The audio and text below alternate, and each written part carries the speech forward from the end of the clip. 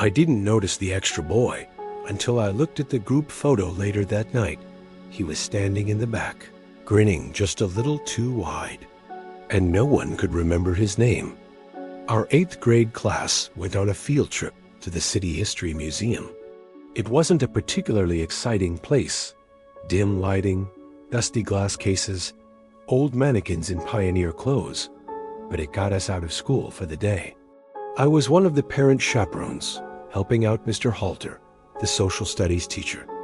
There were supposed to be 30 kids on the trip. We double-checked the list before we left the school, and again when we got off the bus.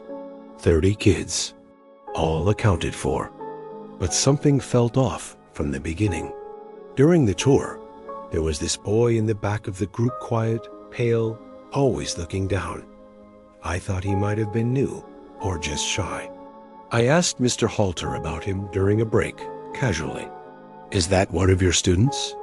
I pointed, but the boy had already walked away down the hall. Mr. Halter frowned. "Which one?"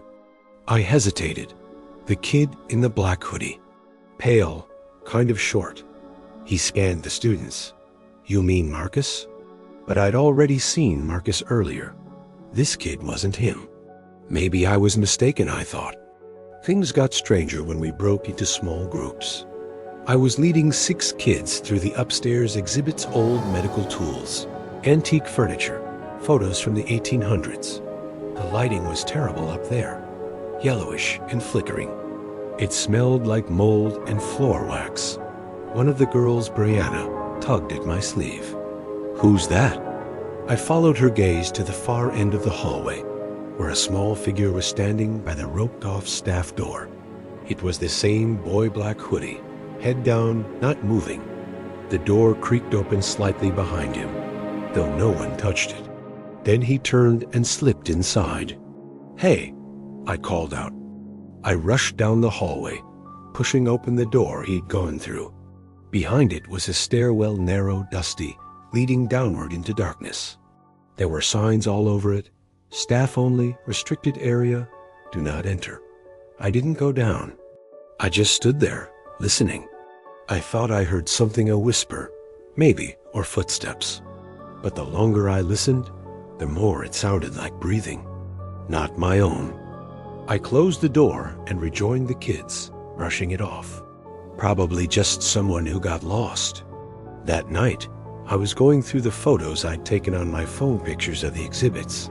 The kids goofing off in front of the taxidermy animals. The group shots in front of the museum entrance. That's when I saw him again. In every group photo, even the ones I didn't remember him being in, the boy in the black hoodie was there. Always in the back.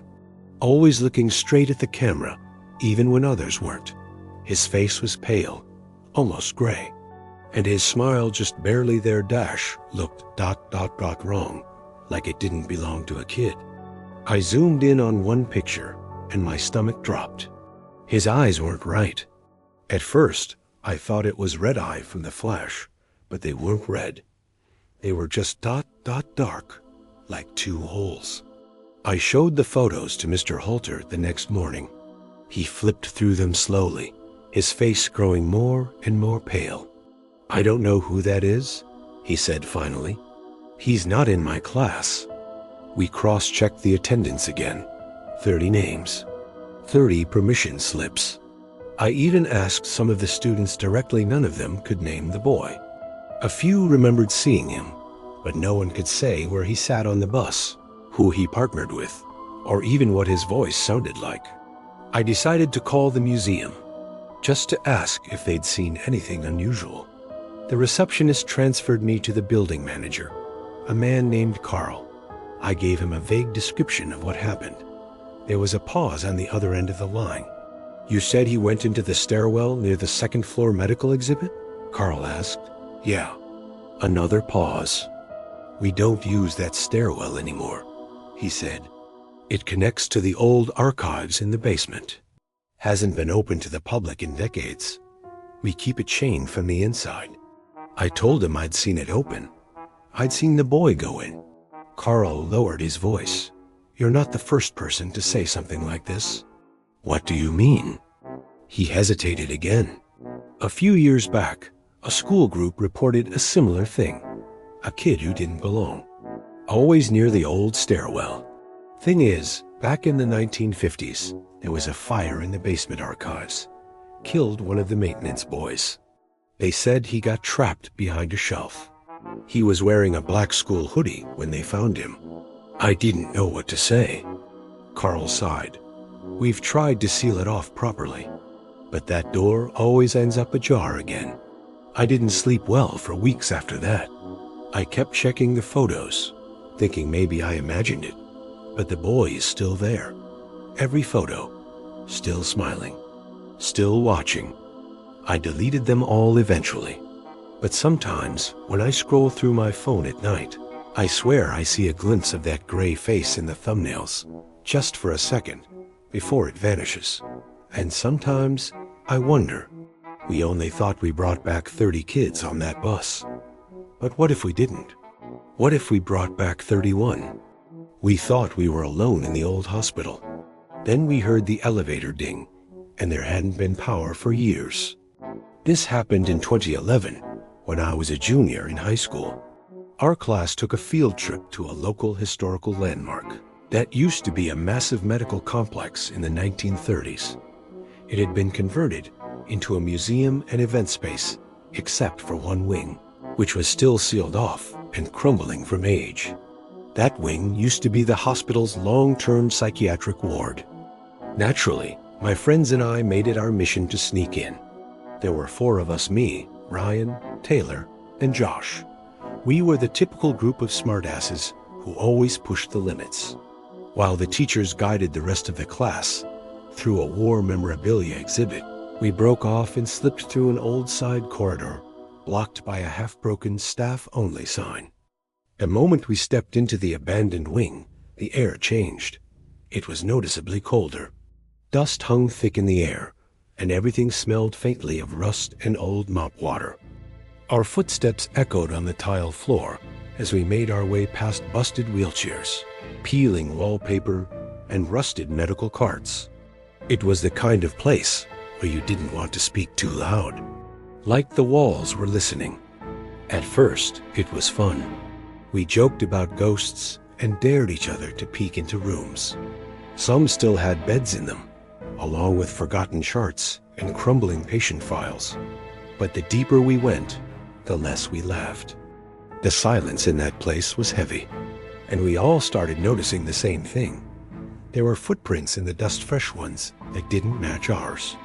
Smaller, like they were made by someone barefoot. They trailed in and out of rooms, but never seemed to lead back. We passed an old nurse's station with shattered glass panels, and that's when Taylor stopped.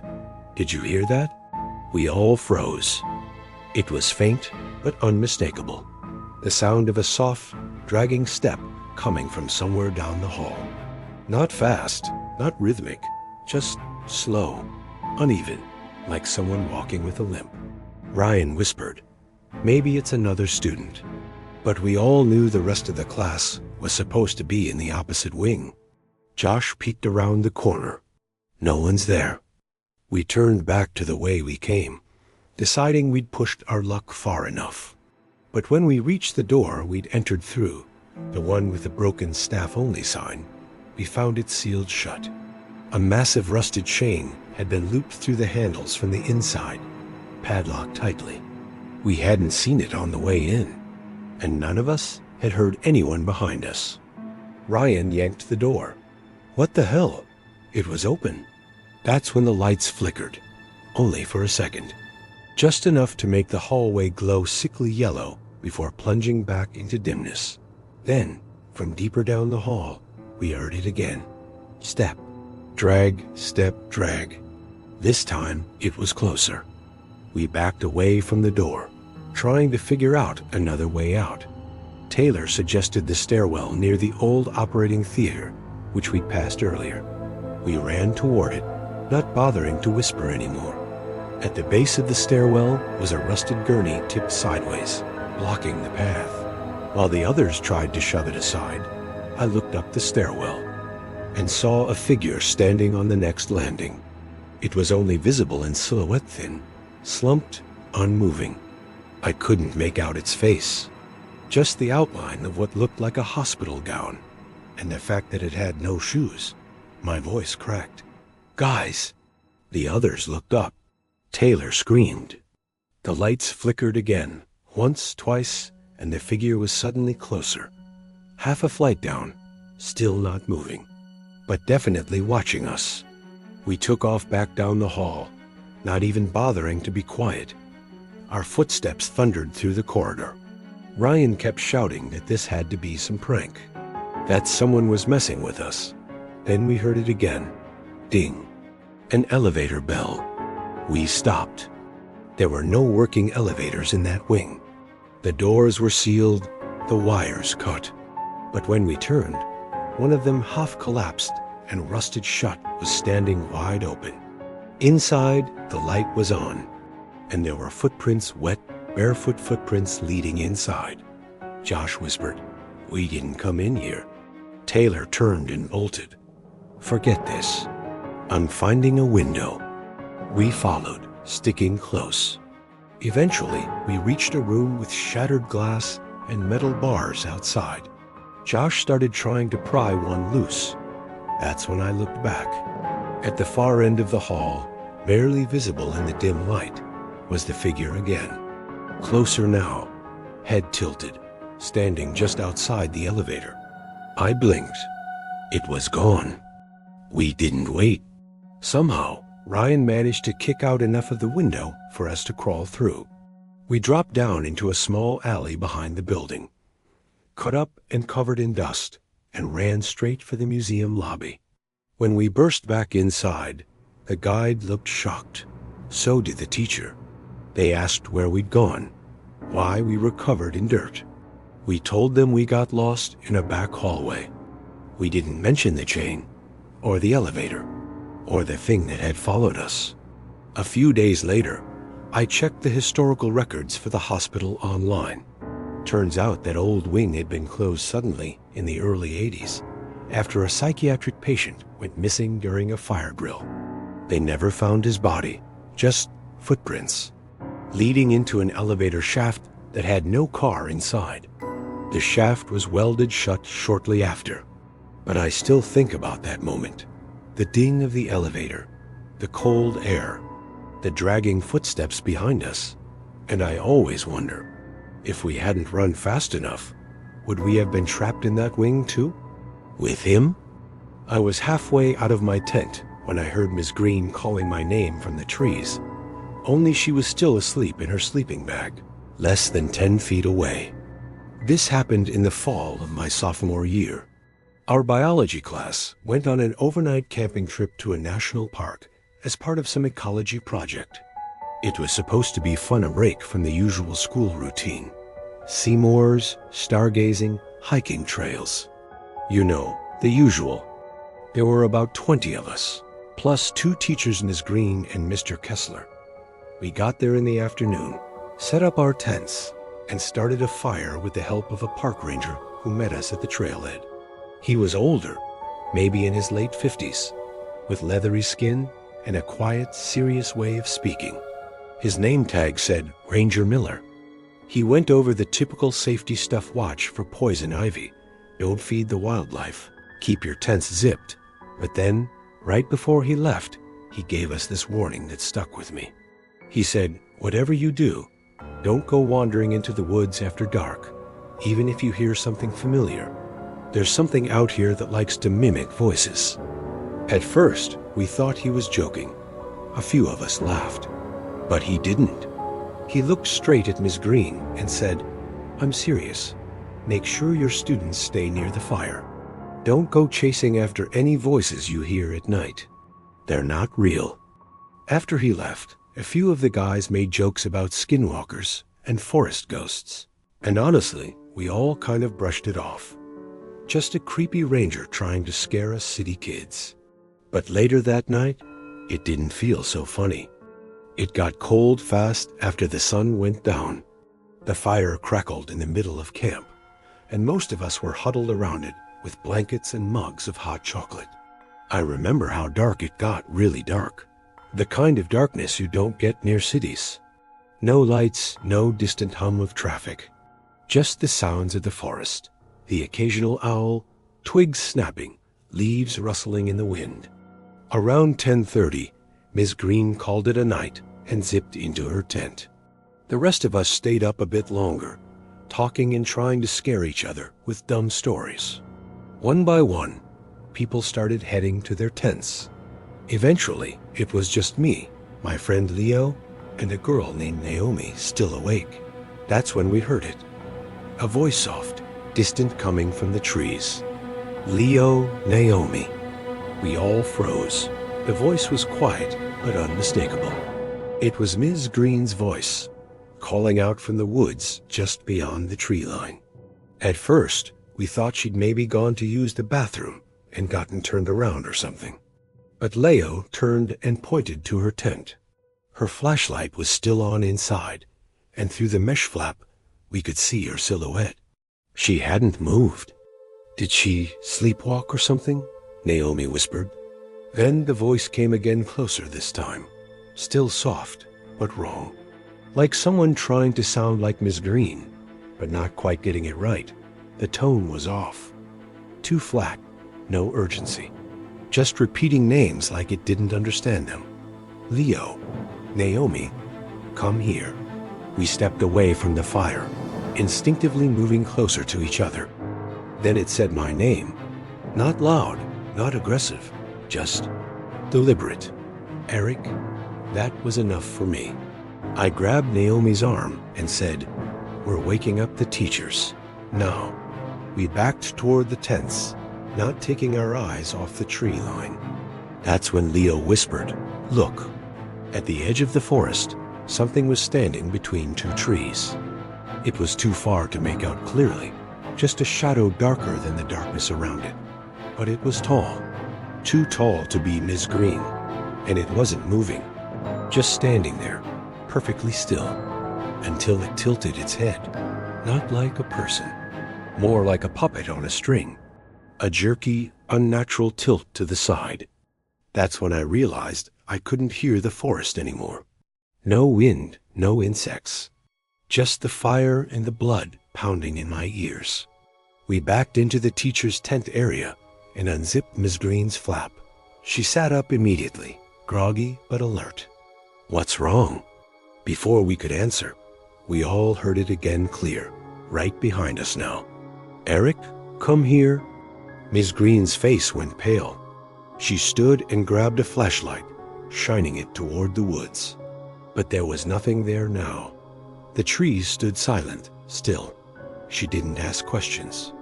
Just told us to get into our tents and not come out until morning. We didn't sleep much. The next morning, Ranger Miller came back to check on us. Ms. Green quietly pulled him aside and told him what happened. I saw his face go tight, like he wasn't surprised. He nodded and said something I'll never forget. "You're lucky it didn't get closer." On the bus ride home, no one said much.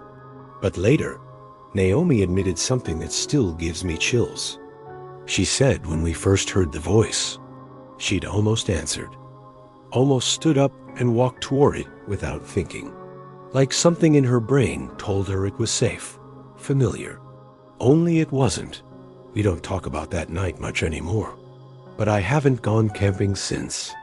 And if I ever hear someone calling my name from the woods at night, I won't answer, no matter who it sounds like. The engine was off, the lights were out, and the parking lot was empty. But someone was sitting in the driver's seat, wheezing like they'd just run miles. This happened during my junior year, on the way back from a field trip to a natural history museum a couple towns over. The trip itself was nothing special, just long bus rides, fossil exhibits, and overpriced vending machine snacks.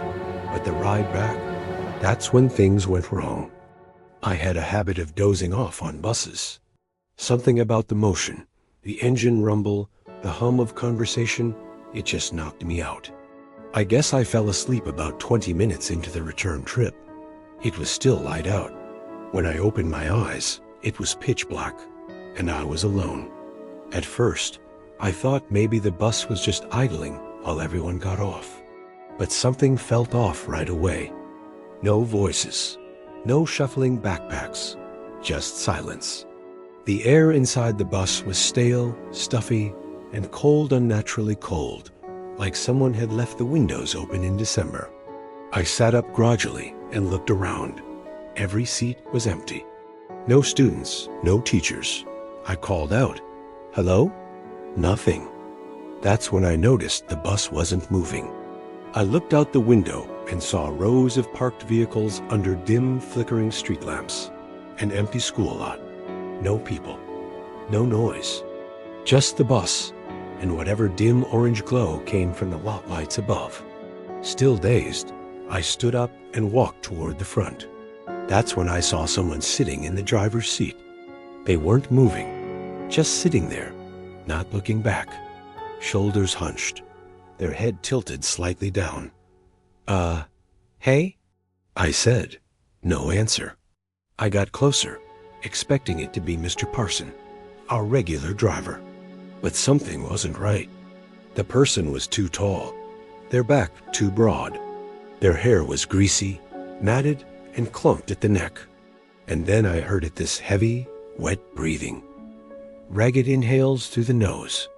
Shaky exhales, like every breath hurt. I stopped a few feet behind the seat. "Sir?" I tried again. No movement, only breathing. Then I noticed the dashboard. The keys were still in the ignition, but the engine was off. Dead silent. Yet I could see the silhouette of the driver's chest rising and falling in slow, unnatural movements. And something smelled foul, like rotting leaves and rusted metal. I backed away slowly. "Okay, I'm just gonna head out." Still no response. I turned and made my way toward the bus door. Hit the switch. Nothing. The doors stayed shut. I tried it again, slammed it, pulled at the handles. Still locked. Behind me, the breathing got louder, more labored, closer. I froze. I didn't want to turn around, but I could feel it. Whoever or whatever was in that seat was now standing. I heard a soft creak from the floor, then another. Footsteps. Slow, deliberate. I backed down the aisle, bumping into seats, eyes darting for an exit. All I could think about was getting away. I yanked on one of the emergency windows, and to my relief, it cracked open with a snap. I threw my leg up to climb through and paused, because I glanced toward the front of the bus, and the driver's seat was empty, but no one had passed me. I should have bolted right then. I know I should have, but I was frozen, half out the window, staring at that empty seat. Then I heard a whisper. Not a voice, a whisper, right behind my ear. "You shouldn't be here." I screamed and kicked myself the rest of the way out. Landed hard on the pavement, scraped my elbow. I didn't care. I ran. Across the lot, past the other cars, all the way toward the school building. Every door was locked. Eventually, I found a janitor inside who was just finishing his shift.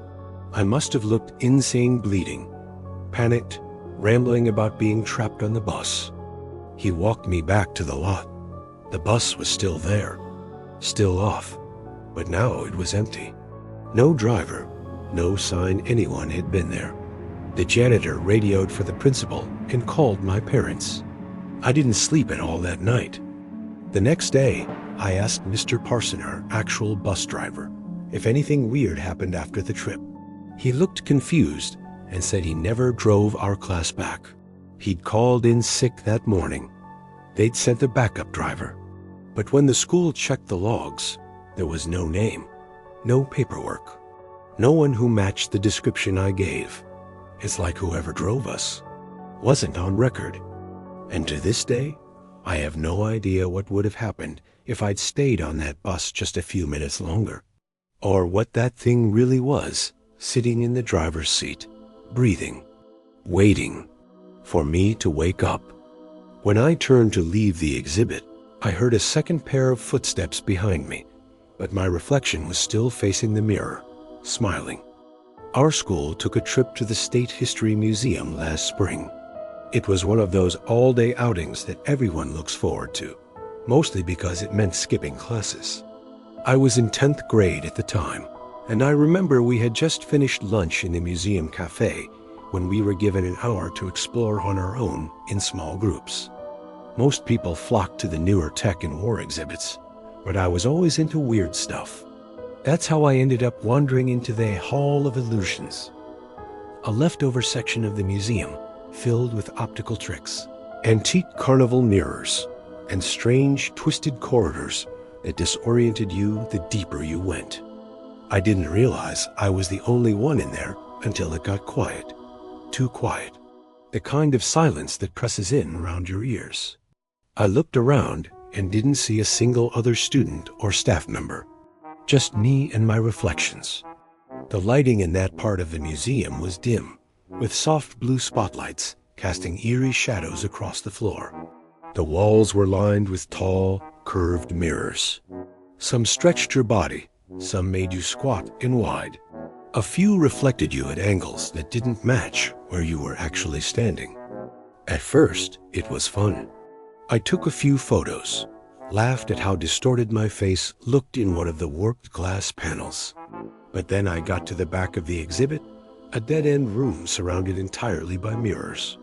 As I stepped inside, I felt strange. Not dizzy, but detached, like the air was thicker. My ears started to ring a little, like when you're descending on a plane. Then, one of my reflections moved. Not in a delayed way or anything subtle, it moved differently. I stepped forward. It stepped back. I raised my left hand, it raised its right. But when I turned my head slightly to glance toward the exit, I saw the reflection watching me, still facing the mirror straight on. That's when it waved. Not a full wave. Just a small lift of the fingers, like a private acknowledgement. A smirk pulled at the corner of its mouth, my mouth, but I wasn't smiling. I froze. For a second, I thought I was imagining it, that maybe one of the mirrors was playing a trick. But then I turned to leave, and I swear to God I heard a footstep behind me. Click. The sound of a shoe on polished tile. I spun around. All the reflections were still. But now, the room felt colder. My breath fogged the glass slightly. I took a cautious step toward the exit, my eyes darting between mirrors. Every movement echoed oddly, like the walls were amplifying the smallest sound. That's when I noticed something that made my stomach turn. In one of the mirrors, just over my shoulder, there were two of me. One standing still, the other closer. But when I turned around, no one was there, just mirrors. I backed up slowly, never taking my eyes off the glass. I don't know how to explain it, but it was like the reflections weren't just bouncing my image anymore. They were studying me, tilting their heads, blinking out of sync, holding expressions I wasn't making. Then I saw one of them step forward. Not in the mirror out of it. It was me. Same clothes. Same face. But the eyes were wrong darker, like there was nothing behind them. I turned and ran. I didn't care which way. I just sprinted, weaving through the hall of mirrors, catching flashes of that thing in every panel I passed, sometimes ahead of me, sometimes behind, always smiling. The museum floors were slick, and I nearly wiped out turning the last corner. I burst through the curtain at the exhibit entrance and slammed into another student, nearly knocking us both over. It was Naomi from my science class. She looked surprised. Dude, what the hell? I looked behind me. The hallway was empty. Breathing hard, I muttered something about getting lost and hurried to rejoin the rest of the class. I didn't say anything about what I saw. Who would believe me? Later that night, I checked the photos I took on my phone. The last one, the one I don't remember taking, was a shot of me standing inside the mirror room. Only, I'm not holding the phone. I'm just standing there, smiling. And behind me, half visible in the reflection, is another me, reaching out, just inches from the glass. He didn't move. He didn't blink. He just stared from the window of the dark cabin until I realized no one was supposed to be staying in there. This happened during a 9th grade field trip to a nature reserve in northern Oregon. It was a 2-night science retreat in the woods, organized by our school to get us closer to nature. We stayed in student bunkhouses while the teachers and staff had their own cabins spread out nearby. The place was remote, no cell service, barely any electricity, and thick forest surrounding us in every direction. It was the kind of silence that made your own breathing sound loud. Our second night there, things got weird. After dinner and a group hike, we had a bit of free time before curfew. I stayed out a little later than the others, sitting at one of the benches near the tree line, just watching the sky go dark. That's when I noticed one of the staff cabins, cabin 3. I think it was just barely visible through the trees. It was supposed to be empty. One of the teachers, Mr. Adkins, told us earlier that no one used it anymore because of mold or plumbing or something. But as I glanced over at it, I saw a faint glow coming from the window. Not the soft yellow of a lantern or lamp. This was bluish white, like a TV left on static. I squinted, leaning forward, and that's when I saw the man. Just a face, in the window, motionless. His features were hard to make out in the dim light, but what I could see made my stomach drop. Pale skin, wide eyes, and an expression that didn't change. Not curious, not angry, just staring, like he'd been watching for a long time. I stood up, trying to rationalize it. Maybe it was a staff member. Maybe someone was staying in that cabin after all. But when I looked back again, the glow inside the room was gone. The window was pitch black, and the face was still there. Same spot, same expression. I didn't stay to stare. I practically ran back to the bunkhouse, trying not to look over my shoulder the whole way. That night, I couldn't sleep. Every creak of the old wooden floorboards made me flinch. I kept picturing that face in the dark, pressed to the glass, watching. The next morning, I mentioned it to my friend Caleb. He shrugged it off at first, but when I insisted I really saw someone, he got a little more serious. "Dude," he said, "cabin 3? That one's locked. My older brother came here 2 years ago and said it was already shut down back then." After breakfast, I worked up the nerve to go back and check the cabin in daylight. I didn't want to go alone, so I brought Caleb and another guy from our group. We made our way through the trees and stood in front of the place. It looked dead, windows dark, door closed and chained, paint peeling from the wood. But when we stepped closer to the window, the same one I'd seen the face in, Caleb froze. "Dude, what the hell?" There were scratches around the window frame. Deep, jagged claw marks, not random either. They were concentrated around the bottom corners of the frame, as if something had been inside, trying to claw its way out. The glass wasn't broken. There were no footprints. Just those claw marks, and faintly, a set of handprints smudged on the inside of the glass. Fingers long, almost too long, with drag marks running downward. Like someone or something had been pressing its face and hands against the window for hours. We didn't say anything.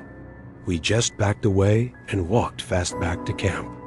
I told one of the counselors what we'd seen. She looked confused at first and said, "There shouldn't be anything in cabin 3. No lights, no equipment.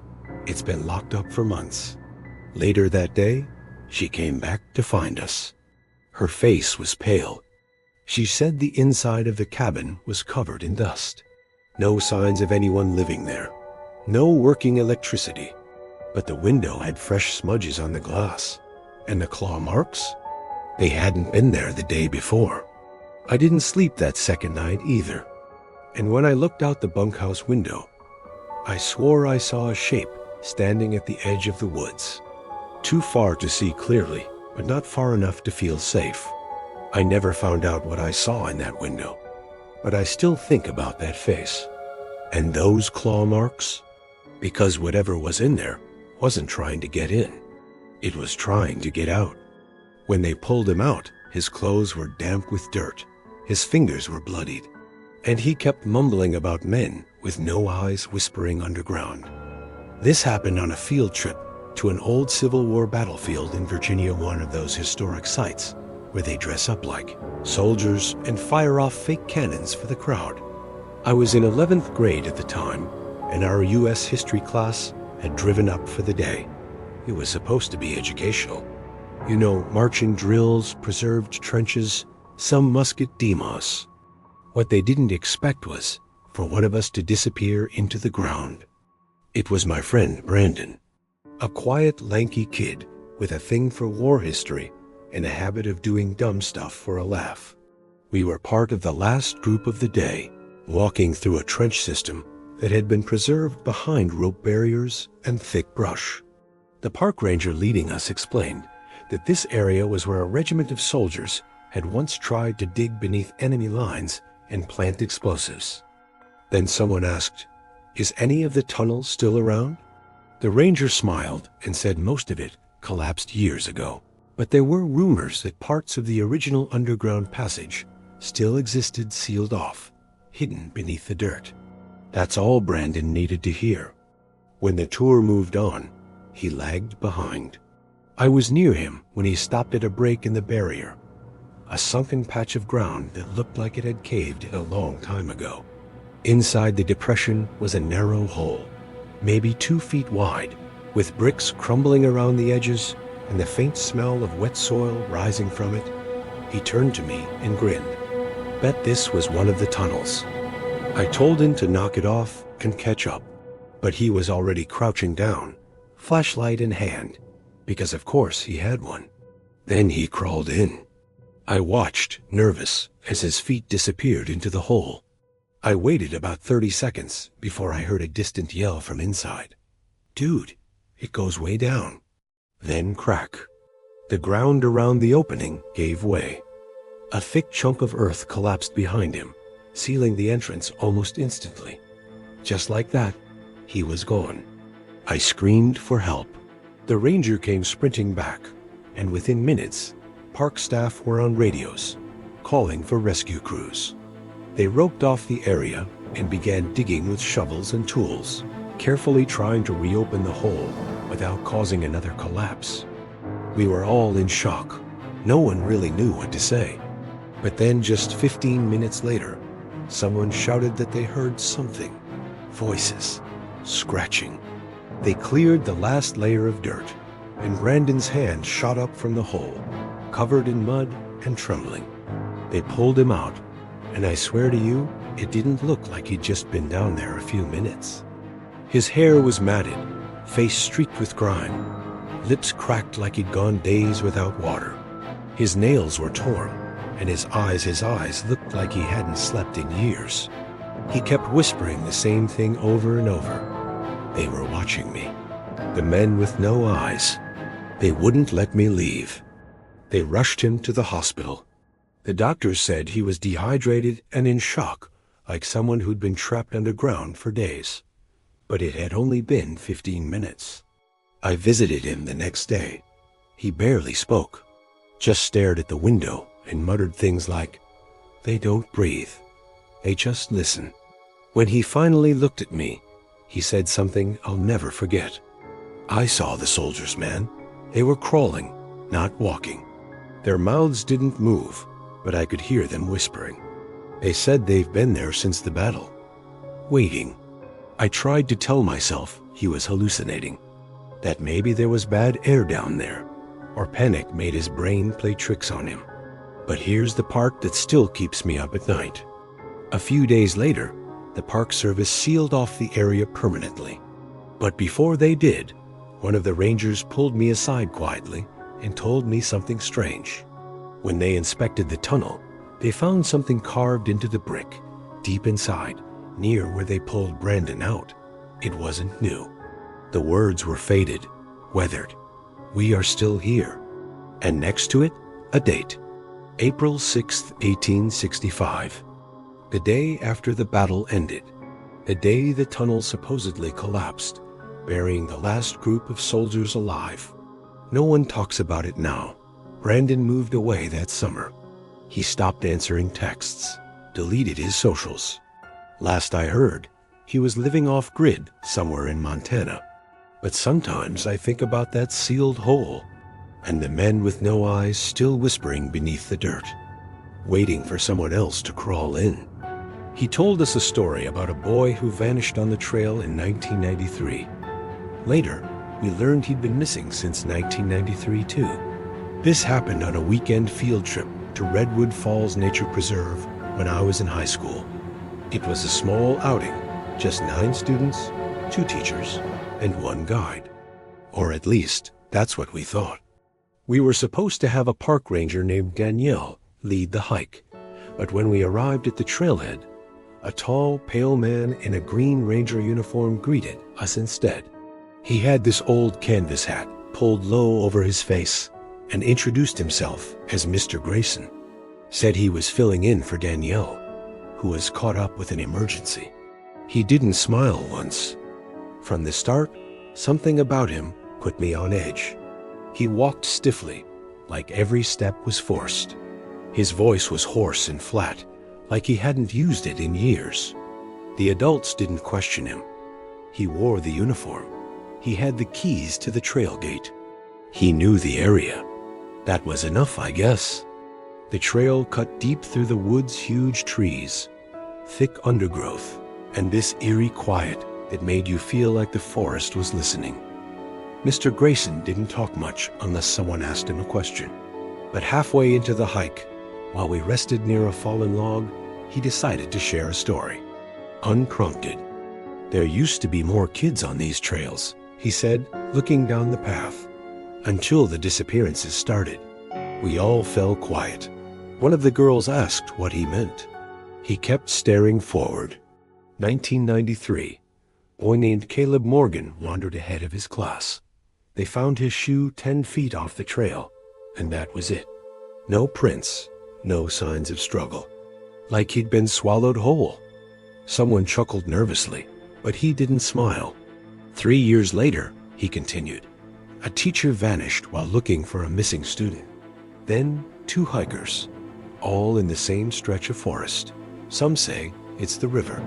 Others say there's something in the trees. By then, everyone was quiet. The wind picked up, rustling the branches above us. I remember the sky getting darker, even though it wasn't late yet. That's when one of the teachers, Mr. Lanning, said we should head back before the rain started. But Mr. Grayson didn't move. He just muttered, "You can go back, but it's harder to find the way once it knows you." Everyone laughed nervously again, thinking he was just staying in character, playing up some creepy ranger persona. But when we turned to leave, he didn't follow. He stayed standing by the log, staring into the trees. The hike back was quiet. Nobody spoke. There was a weird tension in the air, like something was off, but we couldn't put our finger on it. When we got back to the trailhead, one of the teachers went to the ranger station to sign us out. That's when the screaming started. We ran up to find him stumbling out of the cabin, pale and shaking. Inside, tied to a chair with duct tape over her mouth, was Ranger Danielle. She was bruised and terrified, but alive. She'd been tied up in the station since that morning. She said someone had jumped her in the parking lot, taken her radio and uniform, told her to stay quiet. That's when it hit us. Mr. Grayson, whoever he was, wasn't from the park. He wasn't on staff. No one recognized the name. No one even knew how he got the keys to the trail gate. Police were called. Search dogs came. They combed the area, retraced our path. They never found him. No footprints, no discarded uniform, no sign he'd ever existed. But here's the part that chilled me to the bone. Later, after everything settled, one of the rangers looked into the name Caleb Morgan, the boy from the story. He was real. And so was the disappearance. He went missing on that same trail in the spring of 1993. But here's what no one expected. There was a ranger named Grayson, Daniel Grayson, missing since 1993. He was one of the responders who searched for Caleb. Then he disappeared too, presumed dead. They even showed us his old ID photo. Same hat, same pale skin, same empty eyes. I don't know who or what led us through those woods that day, but I think it wanted to be seen, to tell the story again, and maybe next time, not let the whole group leave.